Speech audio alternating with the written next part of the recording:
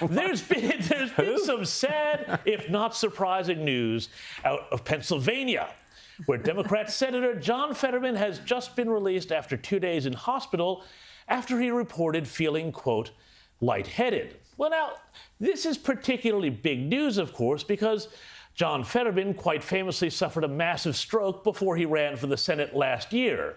Something that was very controversial, of course, because he went on the campaign trail quite clearly not having made a full recovery. And look, while it's a terrible thing for anyone to suffer that kind of medical episode, it was obvious from the very start of the campaign that he was not up to the job of being a candidate or senator. During the campaign, there were so many moments like this. What is wrong with demanding for an easy, safe kind of their income, a path to a safe place for them to win, or excuse me, to work? And then there was this from his debate with Republican candidate Dr. Mehmet Oz, one of many. Hi, good night, everybody. And it all went downhill from there. Since his swearing in, things have barely gotten better. This video taken just 5 days before Fetterman was hospitalized. And we should all support replacing the lead pipes and ensuring that everyone has clean, safe, clean drinking water. So, look, the fact that he went to hospital for lightheadedness, staying there for 2 days while doctors conducted tests to make sure he wasn't suffering a stroke or anything like seizures or more serious, frankly, that came as not a big surprise. But, of course, no one wishes the man ill, but it does seem like we have awfully quickly gone from fit to serve, which was the narrative that was all around him by the media, to Fetterman's being hospitalized for 2 days again because of lightheadedness. Now, here's what is really wild about this whole thing. During the Fetterman campaign, the whole question of his stroke and his obvious neurological and cognitive issues was something that was studiously avoided and not allowed to be mentioned. This was a much different story than how, let's say, in the 1930s and 40s, the media maintained a dignified agreement to never show or discuss FDR's wheelchair. The man was still all there upstairs, and he was able to do his job to the end, for both better and, some historians would say, also for worse.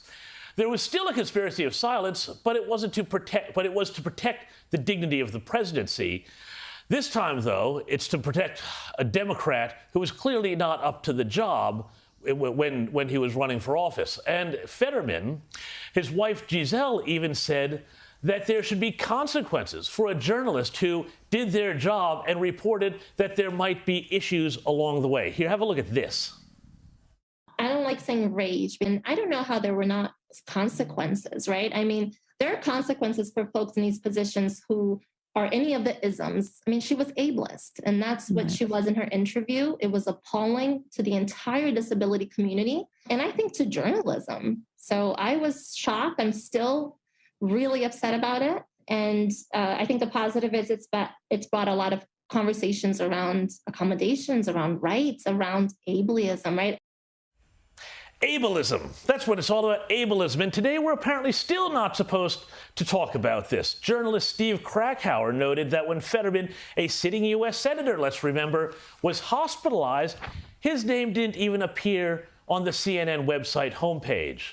And the New York Times has taken its usual Pravda-esque approach to the story, gingerly dancing around the very large elephant in the room, saying, quote, aides in confidence describe his introduction to the Senate as a difficult period filled with unfamiliar duties that are taxing for someone still in recovery. Still in recovery? Well, indeed. Now they tell us.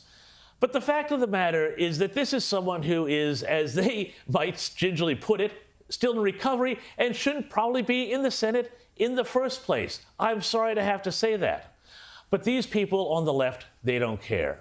It's all incredibly ghoulish, really. And as I said repeatedly during the midterm campaign, it was like the Democrats and the media were trying to see how far they could push a compromised candidate and how much they could push him to still get him over the line with a combination of victim cards and a conspiracy of silence.